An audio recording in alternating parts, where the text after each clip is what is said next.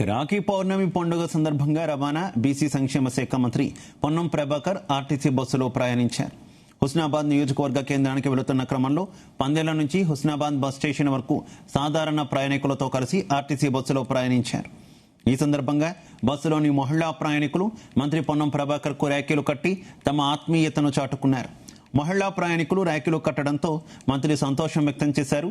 ప్రయాణికులను ఆత్మీయంగా పలకరిస్తూ వారి ప్రయాణ అనుభవాలను, సమస్యలను అడిగి తెలుసుకున్నారు.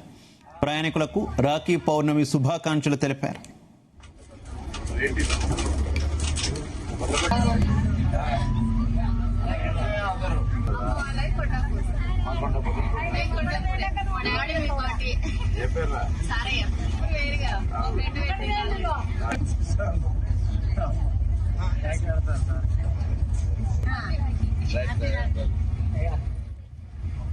అలాగే రాఖీ పండుగ రోజు కూడా ప్రజలు తమ గమ్యస్థానాలకు సురక్షితంగా చేరేందుకు నిరంతరం సేవలందిస్తున్న ఆర్టీసీ డ్రైవర్లు, కండక్టర్లకు మంత్రి పొన్నం ప్రభాకర్ ప్రత్యేకంగా పండుగ శుభాకాంక్షలు తెలిపారు.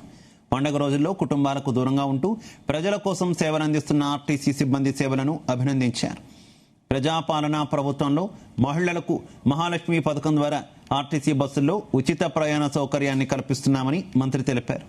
ఇప్పటి వరకు రాష్ట్రంలో మహిళలు సుమారు 12,000 కోట్ల రూపాయల విలువైన ప్రయాణాన్ని ఉచితంగా పొందారని పేర్కొన్నారు.